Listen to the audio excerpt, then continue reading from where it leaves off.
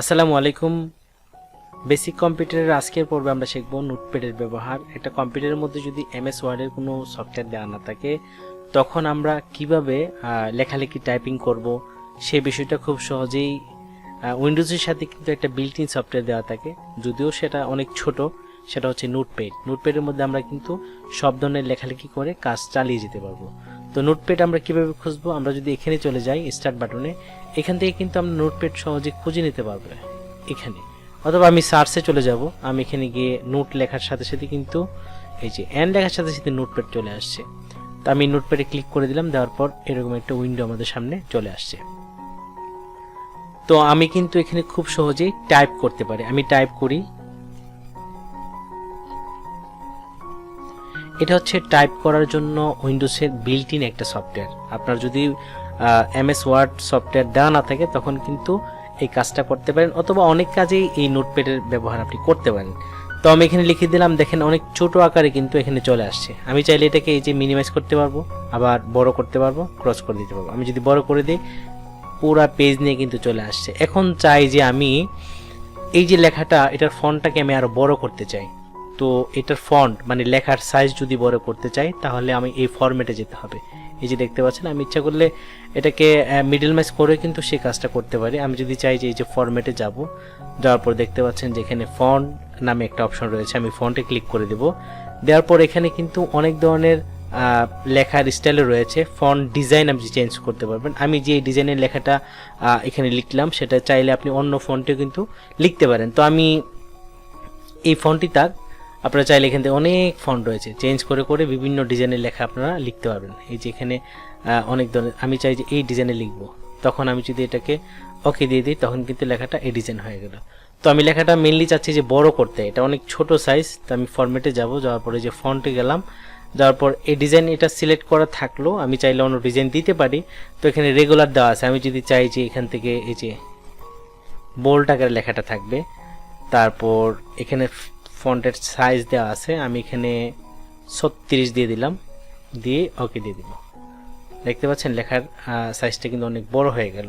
আমি ইচ্ছা করলে এটাকে আরো বড় করে দেখতে পারি, আর ছোট করে দেখতে পারি। ছোট করার জন্য আর এখানে এই যে মাউস দিয়ে ধরে কিন্তু আমি যে কোনো জায়গায় এটাকে নড়াচড়া করতে পারতেছি।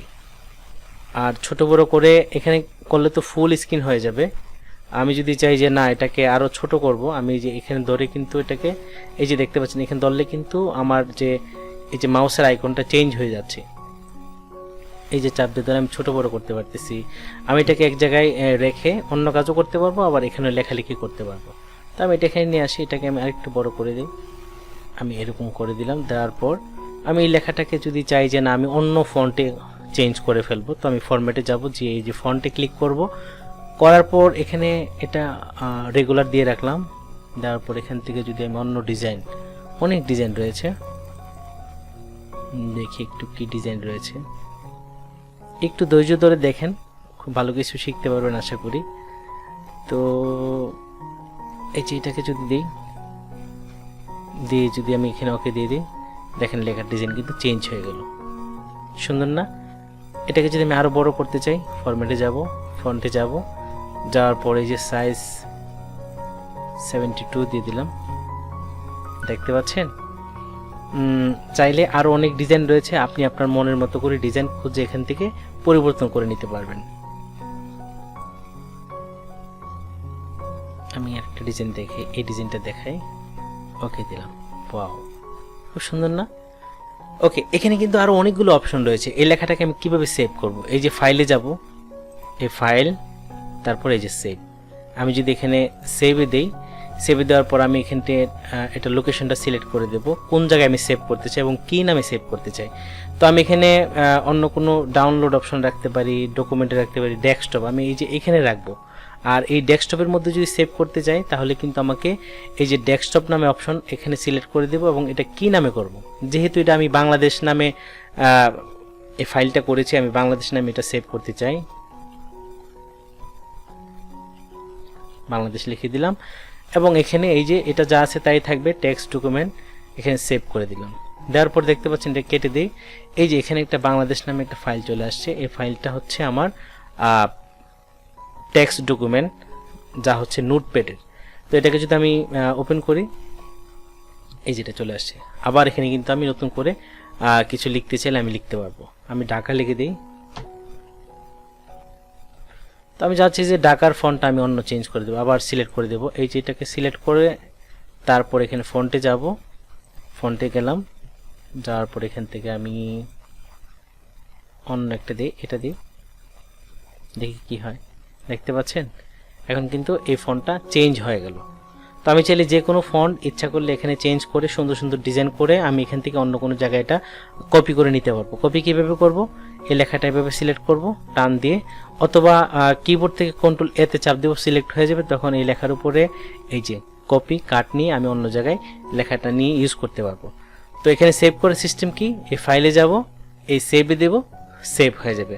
যেখানে সেভ করতে চাই সেখানে এই লেখাটা সেভ হয়ে যাবে। এবং এডিটে গেলে এখান থেকে আরও অপশন রয়েছে। আমি বেসিক কম্পিউটার যেহেতু জাস্ট প্রাথমিক একটা ধারণা আপনাদেরকে দিচ্ছি, এখান থেকে আশা করি আপনারা অনেক কিছু করতে পারবেন। এবং এখানে ফরম্যাটের মধ্যে এই ফন্টের মধ্যে আমি দেখাই দিলাম ফন্ট চুজ করার জন্য। তারপর ফন্ট স্টাইল, এটা কি রেগুলার হবে নাকি বোল্ড হবে। বোল্ড মানে হচ্ছে একটু মোটা মোটা হবে লেখাগুলো, এটা কিন্তু রেগুলার স্টাইল দেওয়া আছে। আমি যদি যে বোল্ডে ক্লিক করে দিই দেখবেন একটু পরিবর্তন হয়ে যাবে, লেখাটা দেখতে পাচ্ছেন না। আমি যখন ওকে করে দিলাম একটু চেঞ্জ হয়ে গেল কিন্তু। আবার এখান থেকে এই ফন্টে যাব এবং এই সাইজ কিন্তু যেভাবে ইচ্ছা আমি করতে পারি। নর্মালি এটা 12 সাইজ থাকে, আমি যেটা করে দিই একদম ছোট হয়ে গেল, ফরম্যাটটা ছোট সাইজ হয়ে গেল।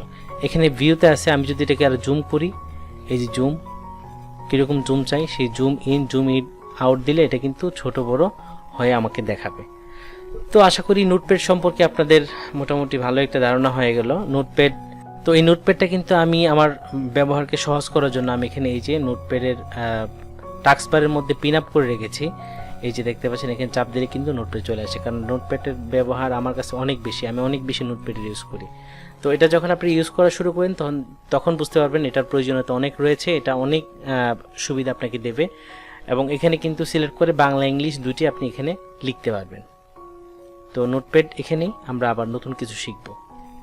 এখন আমরা দেখব কম্পিউটার বা ডেস্কটপ অথবা ল্যাপটপের মধ্যে এই যে পেজটা রয়েছে, অথবা যে কোনো ওয়েবসাইট, যে কোনো ইউটিউব চ্যানেল, অথবা যে কোনো বিষয়ে আমি যদি এটাকে স্ক্রিনশট দিয়ে রাখতে চাই, মোবাইলে যে এরকমভাবে স্ক্রিনশট নেওয়া যায়, আমি যদি ডেস্কটপের মধ্যে স্ক্রিনশট নিতে চাই, এই পুরো পেজটাকে আমি স্ক্রিনশট দিয়ে রাখতে চাই, অথবা আমি যদি কোনো ওয়েবসাইটে প্রবেশ করি তখন এই ওয়েবসাইটের এই যে দেখতে পাচ্ছেন যে অনেকগুলি লেখা, আমার ইচ্ছা হলো যে আমি এই জায়গাটাকে শুধু স্ক্রিনশট দিয়ে রাখবো, সেটাও আমি কিভাবে করতে পারবো সেটা আপনাদের সাথে শেয়ার করছি। সেটা হচ্ছে এই কম্পিউটারের মধ্যে বিল্ট ইন একটা সফটওয়্যার রয়েছে যার নাম হচ্ছে স্ন্যাপিং টুল।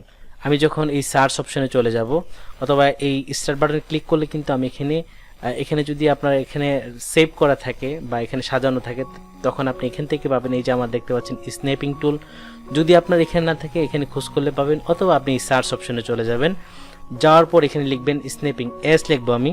দেখেন এস লিখলে কিন্তু বাকিটা লেখার প্রয়োজন নেই, স্ন্যাপিং টুল চলে আসছে। তো আমি স্ন্যাপিং টুলের মধ্যে ক্লিক করে দিলাম। ক্লিক করে দেওয়ার পর আমার কাছে এরকম একটা উইন্ডো চলে আসছে। ও এখান থেকে আমি এই যে পুরা স্ক্রিনটাকে যদি আমি স্ক্রিনশট নিতে চাই কিভাবে নেব, তো আমি এখান থেকে এই যে দেখতে পাচ্ছেন এই উইন্ডোর মধ্যে আমি এই যে নিউতে ক্লিক করব, নিউ স্ন্যাপ, আমি এখান থেকে স্ন্যাপিং একটা ছবি নেব আর কি, কীভাবে সেটা করব। আমি নিউতে ক্লিক করে দিলাম, দেওয়ার পর দেখতে পাচ্ছেন আমার পুরো স্ক্রিনটা কিন্তু একটা কালো কালো হয়ে গেল একটু। তো আমি এখান থেকে এই যে আমার মাউস কিন্তু এখন চেঞ্জ হয়ে গেছে, দেখতে পাচ্ছেন মাউসের যে কালার এখানে একটা প্লাস চিহ্ন চলে আসছে। তো আমি চাইলে এখান থেকে ধরে পুরো স্ক্রিনটাকে একটা সিলেক্ট করে দিতে পারবো। আমি যদি ছেড়ে দিলাম, দেখতে পাচ্ছেন আমার পুরো স্ক্রিনটা কিন্তু একটা স্ন্যাপ নিয়ে নিল, একটা ছবি ওটাই নিয়ে নিল। আমি এটাকে সেভ করতে চাই পুরো স্ক্রিনটার ছবি, তো সামনে যা থাকবে তারই কিন্তু স্ন্যাপিং টুল ছবি ওটাই নিয়ে নেবে। তো আমি এই ছবিটাকে সেভ করব ডেস্কটপের মধ্যে। এই যে সেভ করার জন্য আমি এখানে চলে আসব। তো আমি এই ছবিটাকে এখন সেভ করব কম্পিউটারের মধ্যে, ডেস্কটপের মধ্যে। আমি এই যে আমার স্ন্যাপিং টুল দিয়ে স্ন্যাপটা নিলাম, যে ছবিটা নিলাম, সেটাকে আমি ডেস্কটপের মধ্যে সেভ করব। সেভ করার জন্য আমার এখান থেকে এই যে সেভ অপশন রয়েছে, সেভ স্ন্যাপ, আমি এখানে ক্লিক করে দেব। ক্লিক করে দেওয়ার পর আমি কোন জায়গায় সেভ করব সেটা হচ্ছে ডেস্কটপ অথবা ডকুমেন্ট, ডাউনলোড, মিউজিক, আমি যেখানে ইচ্ছে সেভ করতে পারি।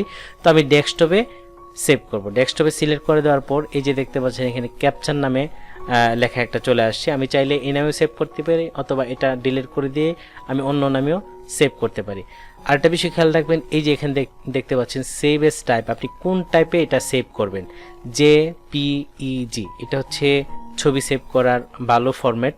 তো এখানে কিন্তু আরও অনেকগুলো ফরম্যাট রয়েছে, আপনারা যদি এটা থাকে আপনারা অবশ্যই এটা চেঞ্জ করে দিবেন। আপনারা সবসময় যদি পিএনজি থাকে সেটাও চেঞ্জ করে দিবেন, আপনারা দিবেন জেপিইজি। এই ফাইলে আমি সেভ করব। তো ক্যাপচারটা দিয়ে আমি এখানে নামটা চেঞ্জ করে দেখাচ্ছি। আমি এখানে ডেস্কটপ স্ন্যাপ এটা লিখে দিলাম, ডেস্কটপ দিয়ে আমি এখানে সেভ দিয়ে দিলাম। সেভ দিয়ে আমি এটাকে কেটে দেব। কেটে দেওয়ার পর দেখতে পাচ্ছেন যে এখানে এই যে ডেস্কটপ নামে কিন্তু একটা ছবি অথবা স্ন্যাপিং ফাইল সেভ হয়ে গেল এবং এটা হচ্ছে জেপিজি এবং এটা কত সাইজের সেটাও দেখাচ্ছে। আমি এটাকে ওপেন করি, রাইট বাটন ক্লিক করে দিলাম, ওপেনে ক্লিক করে দিলাম। দেখতে পাচ্ছেন যে আমার ডেস্কটপের পুরা জায়গাটা কিন্তু একটা স্ন্যাপিং টুলের মাধ্যমে ছবি টেনে নিলাম। তো আপনারা যে কোনো জায়গার ছবি কিন্তু এখান থেকে নিতে পারেন এবং যে কোনো সাইজই নিতে পারেন। আমি আরেকটা দেখাচ্ছি, আমি এটাকে পুরাটা নেব না, আমি অর্ধেক নিতে চাই।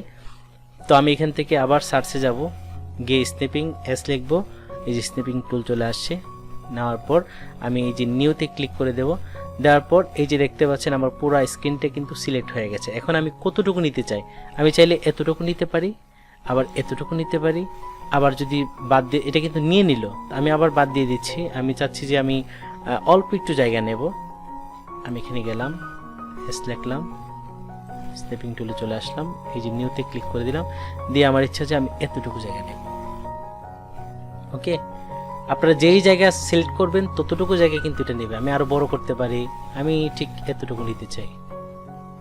এই জায়গাটা দেখতে পাচ্ছেন, এই জায়গাটা কিন্তু একটা ছবি মানে স্ন্যাপ নিয়ে নিল আমার এই সফটওয়্যার। তো আমি এখন এটাকে সেভ করতে চাই, এই যে সেভে যাব। যাওয়ার পর আবার এখানে কিন্তু আরো অনেকগুলো ফাংশন রয়েছে, আপনি চাইলে পেন দিয়ে কিন্তু কিছু কালার করতে পারেন, এখানে এটার উপরে লিখতে চাইলে সেটাও করতে পারেন। তো আমি এখানে সেভ করে দেবো, আপনারা একটু ঘাটাঘাটি করে দেখবেন, এখানে অনেকগুলো অপশন রয়েছে, এগুলো একটু দেখবেন। তো আমি সেভ দিচ্ছি, দেওয়ার পর এই যে ক্যাপচার নামে একটা অপশন চলে আসছে, আমি এটাকে 01 দিয়ে সেভ করে নিচ্ছি। আপনারা আপনার নাম দিয়ে সেভ করে নেবেন, দিয়ে এটাকে অবশ্যই জেপিজি না থাকলে আপনি সিলেক্ট করে দিবেন। দেওয়ার পর এখানে সেভ দিয়ে দিবেন, কেটে দিই। দেখি আমার কিন্তু এই যে দেখতে পাচ্ছেন 0111 নামে একটা ফাইল হয়ে গেল। এবং এটাকে যদি আমি ওপেন করি, রাইট বাটন ক্লিক করে ওপেনে ক্লিক করলাম, দেখতে পাচ্ছেন এই যে শুধু এই জায়গাটা কিন্তু এখানে স্ন্যাপিং টুলের মাধ্যমে আমি ছবি উঠিয়ে নিলাম। আশা করি আপনারা যে কোনো জায়গার ছবি নিতে পারবেন। আমি আরেকটু দেখিয়ে দিচ্ছি, ধরেন আমি এখানে গেলাম, আমি একটা ওয়েবসাইটে ঢুকলাম বা আমি ইউটিউবে ঢুকলাম। তো আমি চাচ্ছি যে এই জায়গাটা আমি একটা স্ন্যাপিং টুল নেব বা একটা ছবি উঠাবো, কিভাবে সেটা। তো আমি এই জায়গাটার একটা ছবি উঠাতে চাই, তো আমি আবার স্ন্যাপিং টুলে যাব। তো স্ন্যাপিং টুলের ব্যবহার কিন্তু আমি অনেক বেশি করি, অনেক প্রয়োজন হয় আমার স্ন্যাপিং টুল। সেই জন্য আমি আমার টাস্কবারের মধ্যে স্ন্যাপিং টুলের যে সফটওয়্যার রয়েছে বিল্ট ইন সফটওয়্যার কম্পিউটারে, সেটাকে আমি এখানে পিন আপ করে রেখেছি। আমি এখন এটা ইউজ করবো। এখান থেকে আপনাদেরকে দেখিয়ে দিলাম, আপনি স্টার্ট বাটনও পাবেন অথবা সার্চ অপশনে গেলে খুঁজেও পাবেন। তো আমি এখানে সহজ করার জন্য আমার ব্যবহারটাকে আমি এখানে পিন আপ করে রাখলাম। এখানে আমি ক্লিক করে দিলাম, দেওয়ার পর আমি এখানে নিউতে ক্লিক করব। দেওয়ার পর আমি যতটুকু নিতে চাই, আমি যদি চাই এই জায়গাটা নেব, আমি যদি চাই এই ভিডিওর একটা স্ন্যাপ নেব, আমি এখান থেকে আমি এই যে এখানে সিলেক্ট করে আমি এতটুকু নিলাম, অথবা আরও বাড়াই নিতে পারি। তো আমি চাচ্ছি যে না, আমি এতটুকু একটা ছবি নেব, আমি ছেড়ে দিলাম। দেখতে পাচ্ছেন এই যে পুরা ইউটিউবের যে মেইন কথা হচ্ছে সামনে যা থাকবে তারই ছবি ওটাই নেবে স্ন্যাপিং টুল। আমি এখানে যখন সেভ দিয়ে দিব, দেওয়ার পর দেখতে পাচ্ছেন যেখানে আমি এখানে ইউটিউব ওয়াই দিয়ে আপনারা আপনার মতো করে একটা নাম দিয়ে সেভ করে দিবেন। আমি ওয়াই দিয়ে সেভ দিয়ে দিলাম, এটা কেটে দিচ্ছি, এটাকে মিনিমাইজ করে দিলাম। দেখতে পাচ্ছেন যে ওয়াই দিয়ে একটা কিন্তু হয়ে গেল। আমি এটাকে ওপেন করি, দেখতে পাচ্ছেন যে আমার যে ইউটিউবের যে স্ক্রিন ছিল যা তা কিন্তু আমার যতটুকু ইচ্ছে হয়েছে ততটুকু কিন্তু একটা স্ন্যাপ নিয়ে নিলাম এবং সামনে নিয়ে আসছি। এটা অনেক কাজে লাগে। আপনারা যখন এটার ব্যবহার শুরু করবেন তখন দেখবেন যে অনেক কাজে আপনাদের এই যে স্ন্যাপিং টুলের ব্যবহার আপনারা লাগতেছে আপনাদের। তো আশা করি স্ন্যাপিং টুল নিয়ে আপনাদের আর কোনো সমস্যা হবে না। স্ন্যাপিং টুলের ব্যবহার আমি যতটুকু দেখিয়ে দিলাম, তারপরে যদি আপনাদের কোনো প্রবলেম হয় আমাকে কমেন্ট করে বলবেন এবং আপনারা এটার আরও খুঁটিনাটি রয়েছে এগুলো একটু ঘাটাঘাটি করে দেখবেন।